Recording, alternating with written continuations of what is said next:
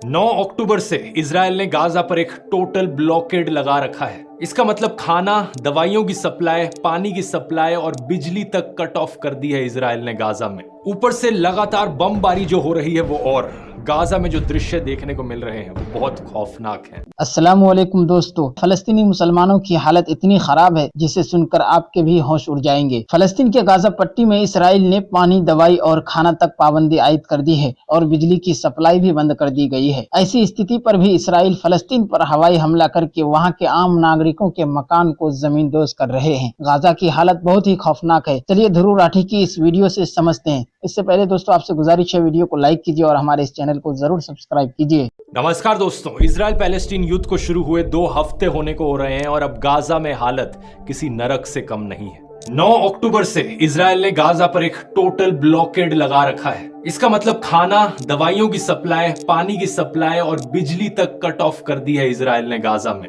ऊपर से लगातार बमबारी जो हो रही है वो, और गाजा में जो दृश्य देखने को मिल रहे हैं वो बहुत खौफनाक हैं। इस फुटेज को देखिए, पूरे के पूरे मोहल्ले चकनाचूर हो चुके हैं। ये वो बिल्डिंगें थी गाजा में जिन्हें इजरायली एयर स्ट्राइक्स के द्वारा टारगेट किया गया। एस्टिमेट्स के अनुसार 2800 से ज्यादा पैलेस्टीनियन सिविलियंस मारे जा चुके हैं।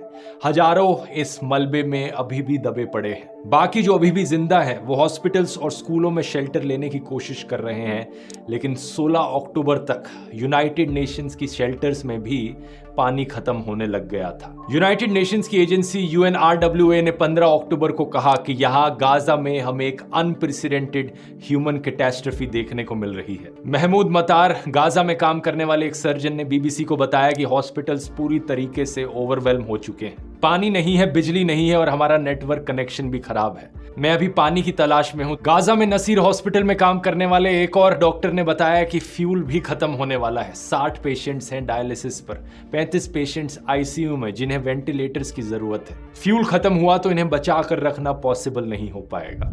और ये एक हॉस्पिटल की कहानी नहीं है, बाकियों में भी यही हाल है। 17 अक्टूबर को हेल्थ ऑफिशियल्स ने बताया कि इकलौता ऑन्कोलॉजी हॉस्पिटल गाजा में 48 आवर्स के अंदर शट डाउन हो जाएगा अगर हालत ऐसी ही चलती रही तो, और सारे कैंसर पेशेंट्स बिना क्रिटिकल केयर के रह जाएंगे। गाजा के नक्शे पर एक बार नजर डालो दोस्तों, ये बहुत ही छोटी सी जगह है। सिर्फ 365 स्क्वायर किलोमीटर्स में फैली ये स्ट्रिप न्यूयॉर्क शहर के साइज से कंपेयर करो तो पता लगेगा कि ये कितनी छोटी जगह है। इवन दिल्ली से कंपेयर करो, ऑलमोस्ट 1/4 साइज है इसका। इतनी छोटी सी जगह में 23 लाख लोग रहते हैं। ये दुनिया की one of the most densely populated जगह है। वॉर शुरू होने से पहले भी यहाँ की लिविंग कंडीशंस बहुत खराब थी। यहाँ रहने वाले लोग कॉन्स्टेंटली इजरायली सर्वेलेंस के अंडर रहते थे और इजराइल परमिशन के बगैर बाहर ट्रैवल भी नहीं कर सकते थे। और यहाँ ये बात भी मेंशन करनी जरूरी है कि 23 लाख की पॉपुलेशन में ऑलमोस्ट आधी पॉपुलेशन बच्चों की है। सही सुना आपने, यही कारण है कि एस्टिमेट्स के अनुसार अभी जितने भी लोग इस वॉर में मारे गए हैं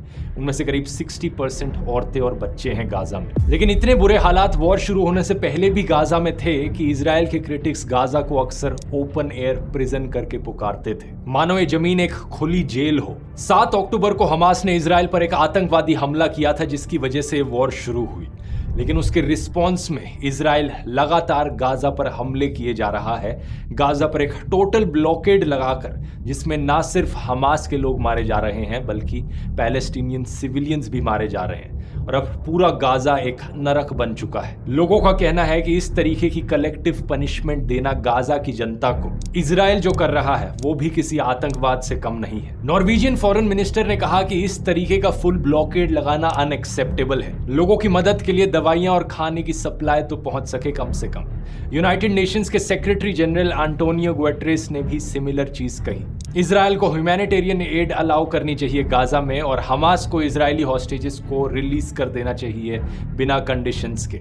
ऐसे हालातों में इमेजिन करके देखो, अगर आप गाजा में रहने वाले एक आम इंसान होते तो आप पर क्या बीतती। आपके घर में बिजली नहीं, पानी नहीं, इंटरनेट कनेक्शन कट ऑफ, खाना नहीं आप कहीं से ला सकते, और फिर एक दिन आप अचानक से देखते हैं आसमान से कुछ पैम्फलेट्स टपक रहे हैं। उन पैम्फलेट्स पर इजराइल की एक वार्निंग होती है। वार्निंग में लिखा जाता है कि जितने भी लोग नॉर्थ में रह रहे हैं गाजा स्ट्रिप के, वो सारे इवैक्यूएट करके साउथ में चले जाएं गाजा स्ट्रिप पर। दोस्तों, ध्रुव राठी की इस वीडियो को देखने के बाद आप अपनी राय में क्या कहना चाहते हैं वो नीचे हमें कमेंट बॉक्स में जरूर बताएं। हजरत अनस बिन मालिक रजी अल्लाह अन्हु से रिवायत है कि रसूलुल्लाह सल्लल्लाहु अलैहि वसल्लम ने इरशाद फरमाया, मैं सुबह की नमाज के बाद से आफ्ताब निकलने तक ऐसी जमात के साथ बैठूं जो अल्लाह ताला के जिक्र में मशगूल हो। ये मुझे हज़रत इस्माइल अलैहिस्सलाम की औलाद में से 4 गुलाम आज़ाद करने से ज़्यादा। इसी तरह मैं असर की नमाज के बाद से आफ्ताब गुरूब होने तक ऐसी जमात के साथ बैठूं जो अल्लाह ताला के ज़िक्र में मशगूल हो। ये मुझे हज़रत इस्माइल अलैहिस्सलाम की औलाद में से 4 गुलाम आज़ाद करने से ज़्यादा पसंद है।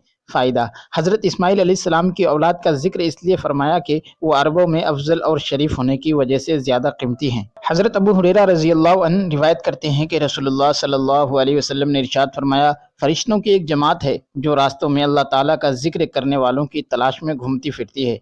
जब वो किसी ऐसी जमात को पा लेते हैं जो अल्लाह ताला के ज़िक्र में मशरूफ़ होती है तो एक दूसरे को पुकार कर कहते हैं कि आओ यहाँ तुम्हारी मतलूबा चीज़ है। इसके बाद वह सब फरिश्ते मिलकर आसमान दुनिया तक उन लोगों को अपने परों से घेर लेते हैं। अल्लाह ताला उन फरिश्तों से पूछते हैं, जबकि अल्लाह ताला इन फरिश्तों से ज़्यादा बाखबर हैं कि मेरे बंदे क्या कह रहे हैं।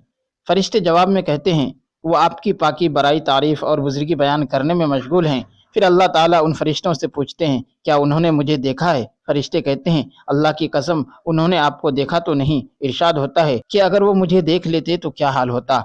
फरिश्ते अर्ज़ करते हैं, अगर वो आपको देख लेते तो और भी ज़्यादा इबादत में मशगूल होते और इससे भी ज़्यादा आपकी तस्बीह और तारीफ़ करते।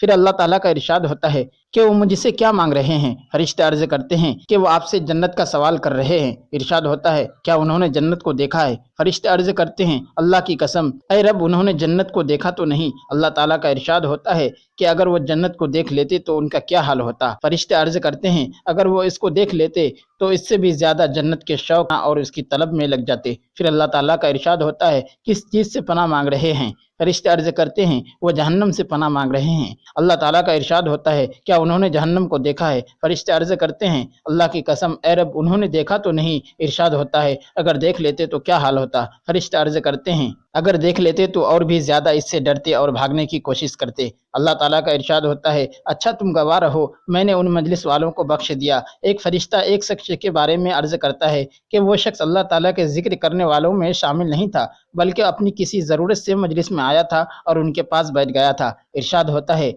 ये लोग ऐसी जमात वाले हैं कि इनके साथ बैठने वाला भी अल्लाह ताला की रहमत से महरूम नहीं होता। हज़रत अनस रज़ियल्लाहु अन्हु नबी करीम सल्लल्लाहु अलैहि वसल्लम का इरशाद नकल करते हैं कि अल्लाह ताला के फरिश्तों की चलने फिरने वाली एक जमात है जो ज़िक्र के हलकों की तलाश में होती है। जब वो ज़िक्र के हलकों के पास आती है और उनको घेर लेती है तो अपना एक कासिद पैगाम देकर अल्लाह ताला के पास आसमान पर भेजती है।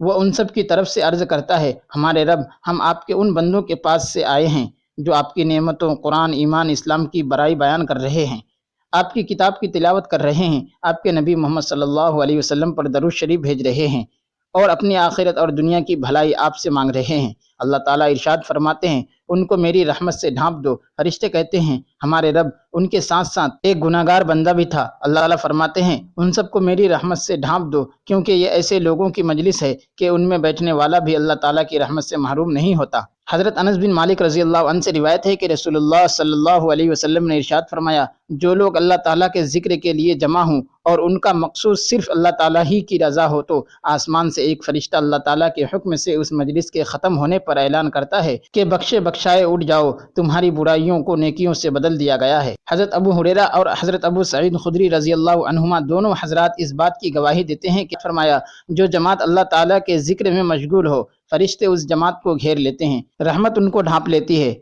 सकीना उन पर नाजिल होती है और अल्लाह ताला उनका तज़किरा फरिश्तों की मजलिस में फरमाते हैं। दोस्तों, वीडियो में आपसे गुजारिश है, वीडियो अगर पसंद आई हो तो वीडियो को लाइक कीजिए, हमारे चैनल को सब्सक्राइब कीजिए। ऐसी नई वीडियो के साथ